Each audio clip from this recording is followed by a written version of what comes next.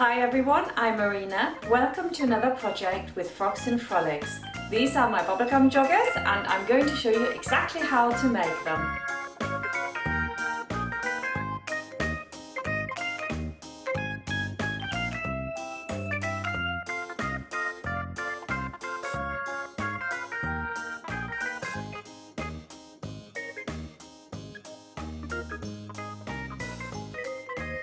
Now let's have a look at these super duper little joggers a little bit more detail before we go off and sew them together in about 10 minutes.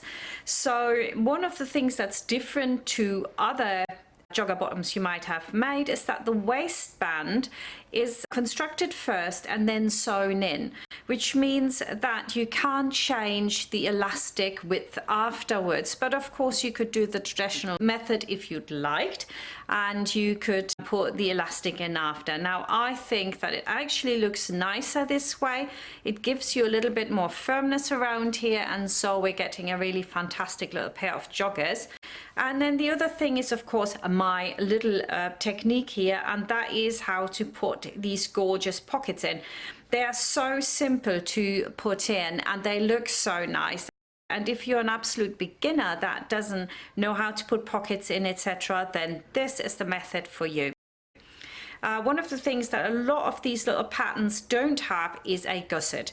And when I first started the baby collection, which is not so long ago, I realized that you just can't do that. I've done a few without, and there's always that massive tension because of course the gusset has to wrap around your nappy. And that's it really. That's a very, very simple thing to do. You can also make it without the pockets. And then I just want to show you the other method here, and that is where I simply put two little buttonholes in here and then put through a tie. I didn't even stitch down for a tunnel. Of course you could do that before you put it in.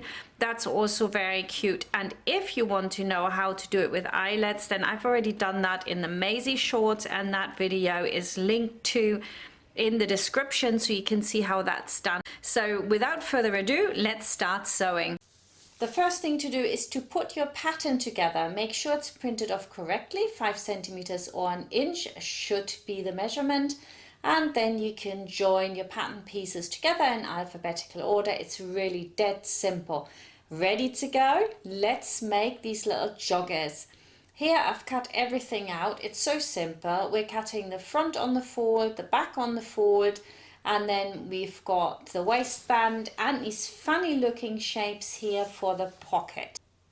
And that's the gusset, and we've got also the cuffs here, and they magically will change into yellow later on. And as you can see here, the front is cut on the forward, the back's, like I just said, also on the forward. And now we're going to take that special triangular piece, and you can put some interfacing on it if it's a really lightweight fabric, or leave it as it is. And I'm just going to talk you through how do we do it when we want these pieces to line up in the pattern. Place it onto your fabric so that it's a perfect match, and then put on the triangle with a 1 centimeter seam allowance in on there, and then move it out, pin it in, and you will find it fits absolutely perfectly on. Let's carry straight on with the pocket. Put your pocket with a slanted side, right sides facing onto the front, and sew it in with a 1 centimeter seam allowance. That little jagged edge actually isn't in the pattern anymore. It didn't make any sense. Iron the seams apart, and now we're going to create this lovely opening. With the seams lying open, you want to put the triangle on the top. And make sure it all matches up nicely. Put a pin at the top end and at the lower end, and then we're going to flip the whole thing to the underside, and we're measuring down either what's on the pattern or 3 centimeters from the top and from the bottom, and we're going to sew in the ditch from the top to the marking, and then go again from the marking to the end. Really simple. Don't forget to lock in your stitches, do it at the top and the lower end, and you have affixed the side part of your pocket. It is so simple and so exciting. I love this technique. I can't wait to see the ones you do. You can see here now, it's all sewn in, so we've got a little gap in the middle, so we fold it back, fold the pocket back, and there we are. All we have to do is top stitch it now, and if you've already done one side, the other side needs to be on the same height, so you might want to mark it and then stitch all the way around it. I would suggest you start right on the seam, because that way you can count the number of stitches you are doing so that it comes the same width on both sides. So you can go 1, 2, 3, go down 1, 2, 3, and then 1, 2, 3 again, and the other side. So it's dead simple, and you have top stitched a beautiful pocket. Absolutely stunning this. Next step, let's put the pocket lining under. It's so simple, just put it on. This is like any other pocket, and you could now overlock this together and then top stitch it through the whole lot.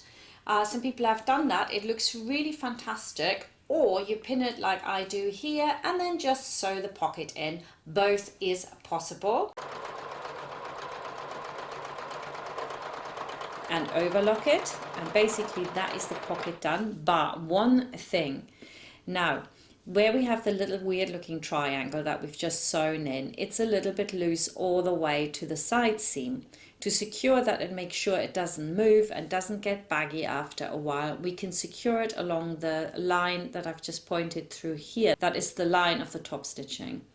And what we're going to do is we're going to stitch right next to it from the very top. We just want to secure it, and that way it can't move anywhere. Again, stitch length 2.5. There you go. Line it up with the center of your presser foot all the way up.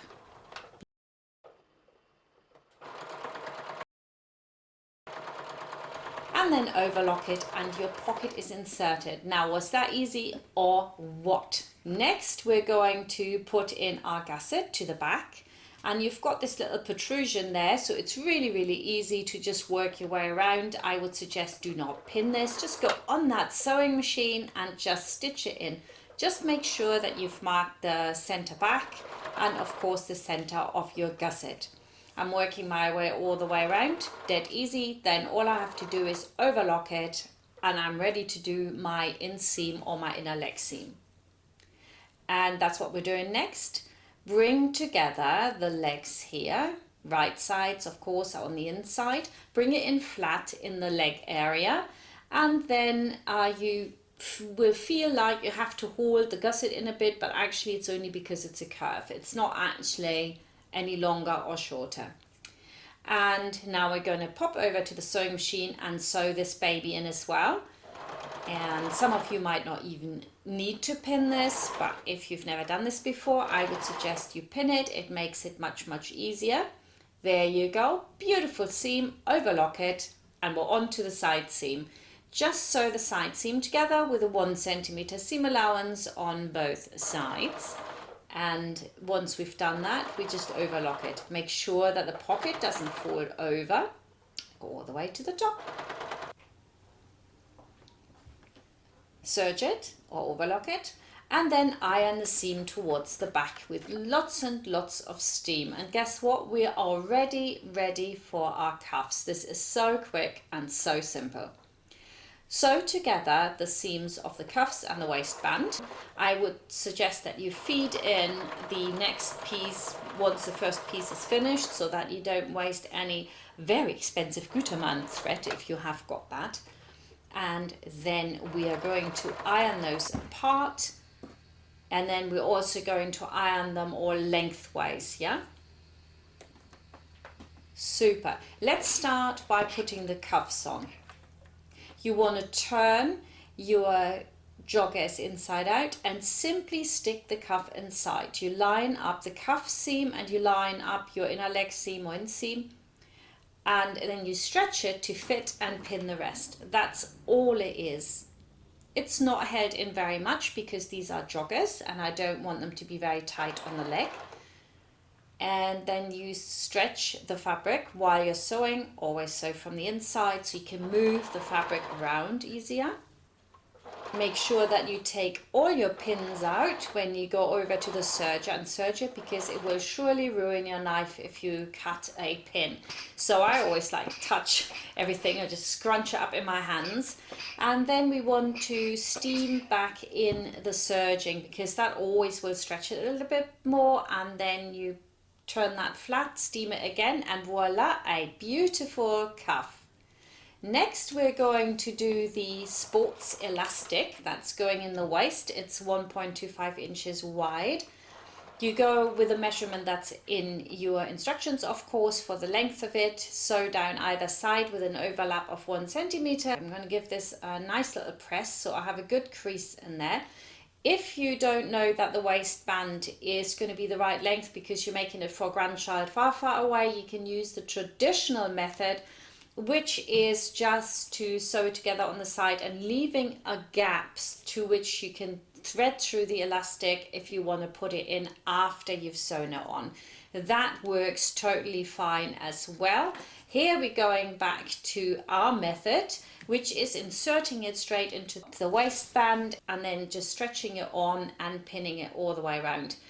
What we want to do is just sew it together on the edge. It's really simple once you've done it once, and that will just hold it but not catch it yet. If you catch it, it's no biggie, but you don't have to do that at this point yet. And now we're going to turn the joggers inside out like we did for the cuffs and insert the waistband. So the seam from the waistband and the center back line up. And I'm just going to pin that, and then I do exactly the same again. I will stretch it and then find the opposite side and then the quarters, and that's basically it. It is super, super simple to do. All the way around. There we go, off to the sewing machine. Stretch it as you go. Excellent. Hold it at the end and where you're sewing, use both hands, stretch it as you go, and that's it basically. Don't forget that when you're finished with this and you're overlocking, to take all the pins out. I can't say this often enough, I have done it. I've ruined knives. Overlock it, serge it, and you are done with your beautiful little pair of joggers. That wasn't so hard, was it? Great stuff. This is such a good pattern for a beginner. So if you want to make your own, you can go straight over to frocksandfrolics.com and get yourself the pattern and the ebook, or you can go to the Academy directly. That's academy.frocksandfrolics.com, and you can order your pattern there, and you're already then signed into the course and you can start learning straight away. Wherever you purchase your pattern, you have full access to the Academy site and you can watch all the videos. So I cannot wait to see you there. And everybody else that's just watching on YouTube, I see you soon with another project, and that is going to be a little sweatshirt. So I see you soon. Bye for now.